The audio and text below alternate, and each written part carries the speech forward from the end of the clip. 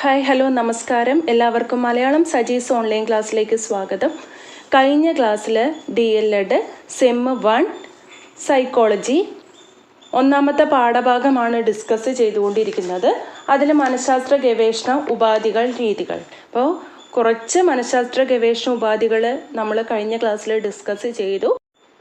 അടുത്തത് പ്രക്ഷേപണ രീതി അല്ലെങ്കിൽ പ്രൊജക്റ്റീവ് മെത്തേഡ്. പ്രക്ഷേപണ രീതി അല്ലെങ്കിൽ പ്രൊജക്റ്റീവ് മെത്തേഡ് അബോധ മനസ്സിലുള്ള അടിച്ചമർത്തപ്പെട്ട വികാരങ്ങളെയും ചില പ്രത്യേക സ്വഭാവ സവിശേഷതകളെയും മനസ്സിലാക്കുന്നതിനും അപഗ്രഥിക്കുന്നതിനുമാണ് പ്രക്ഷേപണ രീതി ഉപയോഗിക്കുന്നത്. മനഃശാസ്ത്രജ്ഞനായ സിഗ്മണ്ട് ഫ്രോയിഡ് മനസ്സിനെ 3ആയിട്ട് തിരിച്ചിട്ടുണ്ട്. ബോധ മനസ്സ്, ഉപബോധ മനസ്സ്, അബോധ മനസ്സ് അല്ലേ. ഈ അബോധ മനസ്സിൽ അടിച്ചമർത്തപ്പെട്ട വികാരങ്ങളെ പുറത്തു കൊണ്ടുവരാനാണ് പ്രക്ഷേപണ രീതി ഉപയോഗിക്കുന്നത്. പ്രക്ഷേപണ രീതിക്ക് കുറച്ച് ഉദാഹരണങ്ങൾ നോക്കാം. റോഷ മഷിയുപ്പ് പരീക്ഷ, thematic apperception test, children's apperception test, പദസഹചരത്വ പരീക്ഷ, വാക്യപൂരണ പരീക്ഷ തുടങ്ങിയവ ഉദാഹരണങ്ങളായിട്ട് പറയാം. ഈ ഭാഗത്തു നിന്നുള്ള ചോദ്യം 4 ഓപ്ഷൻസ് തരും. അതിലൊന്ന് പ്രക്ഷേപണ രീതി ആയിരിക്കും. അപ്പോൾ താഴെ പറയുന്നതിൽ പ്രക്ഷേപണ രീതിക്ക് ഉദാഹരണം ഏതാണെന്നുള്ള ചോദ്യം വരാം. ഓക്കെ. അപ്പോൾ മറ്റൊരു ചോദ്യം, റോഷ മഷിയൊപ്പ് പരീക്ഷ ഏത് മനഃശാസ്ത്ര ഗവേഷണ ഉപാധിക്ക് ഉദാഹരണമാണ് എന്നുള്ള ചോദ്യവും വരാം. അവിടെ ഉത്തരം എന്താണ്? പ്രക്ഷേപണ രീതി. അടുത്തത് സഞ്ചിത രേഖ അല്ലെങ്കിൽ ക്യുമുലേറ്റീവ് റെക്കോർഡ്. സഞ്ചിത രേഖ അല്ലെങ്കിൽ ക്യുമുലേറ്റീവ് റെക്കോർഡ് എന്ന് പറയുന്നത് ഒരു കുട്ടിയെ വ്യക്തമായി അറിയാനും പഠിക്കാനുമാണ് നമുക്ക് സഞ്ചിത രേഖ ഉപയോഗിക്കുന്നത്. സഞ്ചിത രേഖ എന്ന് പറയുമ്പോൾ ഒരു കുട്ടിയുടെ എല്ലാ വിവരങ്ങളും ഉൾപ്പെട്ടതാണ്. സഞ്ചിത രേഖയിൽ എന്തൊക്കെ വിവരങ്ങളായിരിക്കും ഉണ്ടാവുക? കുട്ടിയുടെ കാര്യശേഷി, മാനസിക പക്വത, പഠന നേട്ടം, സാമൂഹിക ബോധം, മൂല്യബോധം, വൈകാരിക വികാസം, ആരോഗ്യം, അനാരോഗ്യം, പാഠ്യേതര താല്പര്യം, അതേപോലെ തന്നെ കുട്ടിയുടെ പശ്ചാത്തലം, മെച്ചപ്പെടൽ സാധ്യതകൾ തുടങ്ങി എല്ലാ വിവരങ്ങളും നമുക്ക് സഞ്ചിത രേഖയിൽ ഉൾപ്പെടുത്താനായിട്ട് സാധിക്കും എന്നുള്ളതാണ്. ഓക്കെ. അപ്പോൾ സഞ്ചിത രേഖ എന്ന് പറഞ്ഞാൽ കുട്ടിയുടെ എല്ലാ വിവരങ്ങളും ഉൾപ്പെട്ടതാണ് സഞ്ചിത രേഖ. ഇനി അടുത്തത് ഉപാഖ്യാന രേഖ. കുട്ടികളിൽ ഉണ്ടാകുന്ന അവിചാരിതമായ പ്രതികരണങ്ങൾ രേഖപ്പെടുത്തുന്നതിനാണ് ഉപാഖ്യാന രേഖ ഉപയോഗിക്കുന്നത്. ഈ ഭാഗത്ത് നിന്നൊരു ചോദ്യം. ഇപ്പോൾ ക്ലാസ് മുറിയിൽ ഒരു കുട്ടി വീണു. അപ്പു വേഗം ഓടിച്ചെന്നു ആ വീണ കുട്ടിയെ ശുശ്രൂഷിക്കുന്നു. ബാക്കി എല്ലാ കുട്ടികളും ചുറ്റും കൂടി നിൽക്കുകയാണ്. ഈ അപ്പുവിൻ്റെ അവിചാരിതമായിട്ടുള്ള ഈ പ്രതികരണങ്ങൾ അധ്യാപിക എവിടെയാണ് രേഖപ്പെടുത്തുക? എവിടെയാണ്? ഉപാഖ്യാന രേഖയിൽ. ഓക്കെ. ഇനി അടുത്തത് ചെക്ക് ലിസ്റ്റ്. വ്യക്തിത്വ സവിശേഷതകളെ ലളിതമായി ശേഖരിക്കുന്ന ഉപാധിയാണ് ചെക്ക് ലിസ്റ്റ്.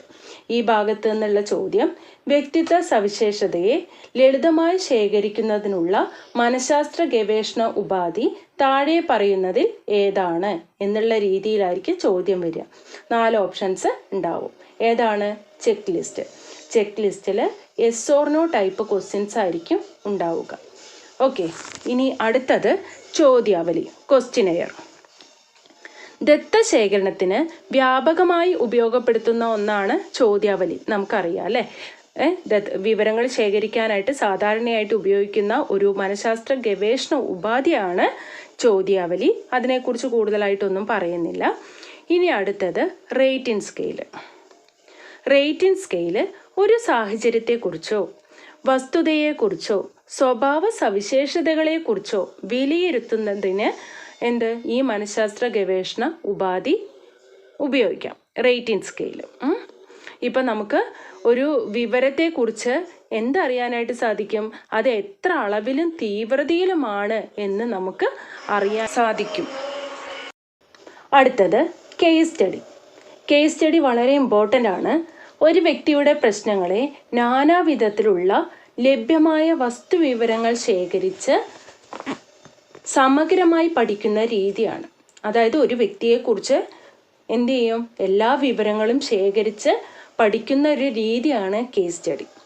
ഇപ്പോൾ ഈ ഭാഗത്ത് നിന്ന് ഒരു ചോദ്യം, കിരൺ പഠനത്തിൽ ശ്രദ്ധിക്കാതെ അലസമായി ഇരിക്കുന്നത് അധ്യാപിക കാണുന്നു. അധ്യാപിക ഏത് മനഃശാസ്ത്ര ഗവേഷണ ഉപാധിയാണ് ഇവിടെ പ്രയോഗിക്കുക എന്നുള്ള രീതിയിൽ ചോദിക്കാം അല്ലേ. ഒരു കുട്ടിയുടെ മാത്രം ആയതുകൊണ്ട് നമുക്ക് എന്ത് ചെയ്യാം, കേസ് സ്റ്റഡി എന്ന മനഃശാസ്ത്ര ഗവേഷണ ഉപാധിയാണ് ഏറ്റവും സ്വീകാര്യം. ഓക്കെ, ഇവിടെ നിന്നും ഇത്തരത്തിൽ പല ചോദ്യങ്ങളും പ്രതീക്ഷിക്കാം. അതായത് ക്ലാസ് മുറിയിൽ ഒരു കുട്ടി ദിവസവും അധ്യാപിക ക്ലാസ് എടുക്കുമ്പോൾ ഉറങ്ങിക്കൊണ്ടിരിക്കുന്നു. അധ്യാപിക ഏത് മനഃശാസ്ത്ര ഗവേഷണ ഉപാധിയാണ് പ്രയോഗിക്കുക, ഈ രീതിയിലുള്ളതൊക്കെ വരാം. ഒരു കുട്ടിയെ സംബന്ധിച്ചുള്ളതായതുകൊണ്ട് കേസ് സ്റ്റഡി എന്നതാണ് ഉത്തരമായി വരിക. 15ാമത്തെ ക്രിയാഗവേഷണം വളരെ ഇമ്പോർട്ടൻ്റ് ആയിട്ടുള്ള ഒരു മനഃശാസ്ത്ര ഗവേഷണ ഉപാധിയാണ്. ക്രിയാഗവേഷണത്തിൻ്റെ വക്താവ് സ്റ്റീഫൻ എം കോറി. ക്രിയാഗവേഷണത്തിൻ്റെ വക്താവ് Stephen M Corey. Previous question പേപ്പറിൽ ഒരുപാട് തവണ ചോദിച്ചിട്ടുള്ള ചോദ്യമാണ് ആക്ഷൻ റിസർച്ച് അല്ലെങ്കിൽ ക്രിയാ ഗവേഷണത്തിൻ്റെ വക്താവ് സ്റ്റീഫൻ എം കോറി. എന്താണ് ക്രിയാ ഗവേഷണം? പ്രശ്നങ്ങളെ മുഖാമുഖം നേരിടുന്ന അധ്യാപകർ അവയ്ക്കടിസ്ഥാനമായ കാരണങ്ങൾ കണ്ടെത്തി ഗവേഷകന്റെ വീക്ഷണഗതിയോടെ ശാസ്ത്രീയമായി ശേഖരിച്ച് അപഗ്രഥിച്ച് വിലയിരുത്തി നിഗമനത്തിലെത്തുന്നതാണ് ക്രിയാഗവേഷണം. അതായത് ഒരു ക്ലാസ് മുറിയിൽ ഒരു അധ്യാപിക ഒരുപാട് പ്രശ്നങ്ങൾ നേരിടുന്നുണ്ടാവും അല്ലേ. ഒരു കൂട്ടം കുട്ടികൾക്ക് വായിക്കാൻ അറിയാത്ത ബുദ്ധിമുട്ട് വരുന്നു, അല്ലെങ്കിൽ മലയാളത്തിൽ അക്ഷരങ്ങൾ ശരിയായിട്ട് എഴുതാൻ കഴിയാത്ത ബുദ്ധിമുട്ട്, അല്ലെങ്കിൽ ചിഹ്നങ്ങൾ ശരിയായിട്ട് പ്രയോഗിക്കാൻ കഴിയാത്ത ബുദ്ധിമുട്ട്, ഗണിതത്തിൽ പിന്നോക്കം നിൽക്കുക, കുറച്ച് കുട്ടികൾ ഗണിതത്തിൽ പിന്നോക്കം നിൽക്കുന്നു. ഇത്തരത്തിൽ വായനാശീലമോ എഴുത്തിലോ അങ്ങനെ ക്ലാസ് മുറിയിൽ ചില പ്രശ്നങ്ങൾ ഒരു കൂട്ടം അല്ലെങ്കിൽ രണ്ടോ അതിലധികം പേർക്ക് കാണുകയാണെങ്കിൽ അവിടെ അധ്യാപിക എന്ത് ചെയ്യുന്നു, ആ പ്രശ്നം മനസ്സിലാക്കുകയും അതിൻ്റെ കാരണങ്ങൾ മനസ്സിലാക്കിയിട്ട് ഒരു ഗവേഷകൻ്റെ വീക്ഷണഗതിയോടെ ശാസ്ത്രീയമായി ആ വിവരങ്ങൾ ശേഖരിച്ച് അപഗ്രഥിക്കുകയും വിലയിരുത്തുകയും നിഗമനത്തിലെത്തുകയും അങ്ങനെ ആ പ്രശ്നത്തിന് ഒരു പരിഹാരം കണ്ടെത്തുകയും ചെയ്യുന്നതാണ് ക്രിയാഗവേഷണം എന്ന് പറയുന്നത്. ഈ ക്രിയാഗവേഷണത്തെക്കുറിച്ച് മിക്കവാറും ക്വസ്റ്റ്യൻ പേപ്പറിൽ 3 മാർക്കിനോ 5 മാർക്കിനോ അല്ലെങ്കിൽ 1 വേർഡ് ടൈപ്പായിട്ട് ചോദ്യങ്ങൾ പ്രതീക്ഷിക്കാമെന്നുള്ളതാണ്. ക്രിയാഗവേഷണത്തിൻ്റെ ഘട്ടങ്ങളെക്കുറിച്ചൊക്കെ തുടർന്നുള്ള പാഠഭാഗത്തിൽ വിശദീകരിച്ച് പറയുന്നുണ്ട്. അപ്പോൾ വളരെ ഇമ്പോർട്ടൻ്റ് ആയിട്ടുള്ളതാണ്, നന്നായി ശ്രദ്ധിച്ച് പഠിക്കുക. ഇതോടെ നമ്മുടെ 1ാമത്തെ പാഠഭാഗം അവസാനിക്കുകയാണ്. 1ാമത്തെ പാഠഭാഗത്തിൽ നിന്നും വിട്ടുപോയിട്ടുള്ള ഒരു ചോദ്യം പറയാം. ദ്വൈതവാദം ആരുടേതാണ് എന്നുള്ള ഒരു ചോദ്യം പ്രതീക്ഷിക്കാം. റെനെ ദെക്കാർത്തെ. 1 വേർഡ് ടൈപ്പായിട്ടേ ചോദിക്കുള്ളൂ കേട്ടോ. ദ്വൈതവാദം ആരുടെ സംഭാവനയാണെന്ന് ചോദിക്കാം. റെനെ ദെക്കാർത്തെ. എന്താണ് ദ്വൈതവാദം എന്ന് മനസ്സിലാക്കി വെക്കുക. അതായത് മനസ്സ് ഒരു പദാർത്ഥമാണ്, ശരീരവും ഒരു പദാർത്ഥമാണ്. അപ്പോൾ മനസ്സ് ഒരു പദാർത്ഥമാണ്, ശരീരത്തിൻ്റെ പദാർത്ഥത്തിൽ നിന്നും വ്യത്യസ്തമായ പദാർത്ഥമാണ് മനസ്സിൻ്റേത്.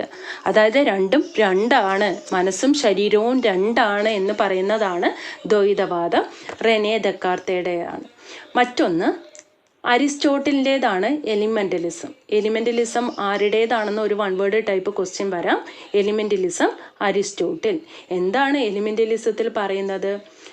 സങ്കീർണമായ വസ്തുക്കളെ ഘടകങ്ങളാക്കി മാറ്റി മനസ്സിലാക്കുന്നതാണ് എലിമെൻ്റലിസം. ഒന്നും കൂടെ പറയാം, സങ്കീർണമായ വസ്തുക്കളെ ഘടകങ്ങളാക്കി മാറ്റി മനസ്സിലാക്കുന്നത്, അതാണ് എലിമെൻ്റലിസത്തിൽ പറയുന്നത്. കൊണ്ടുവന്നത് അരിസ്റ്റോട്ടിൽ. അതുപോലെ കുറച്ച് ചിന്താധാരകളുണ്ട്. ധർമ്മവാദം കൊണ്ടുവന്നത് വില്യം ജെയിംസും ജോൺ ഡൂയിയും കേട്ടോ. ഘടനാവാദം വില്യം വൂണ്ട്, E.B. ടിച്ചിനർ. വ്യവഹാരവാദം J.B. വാട്സൺ.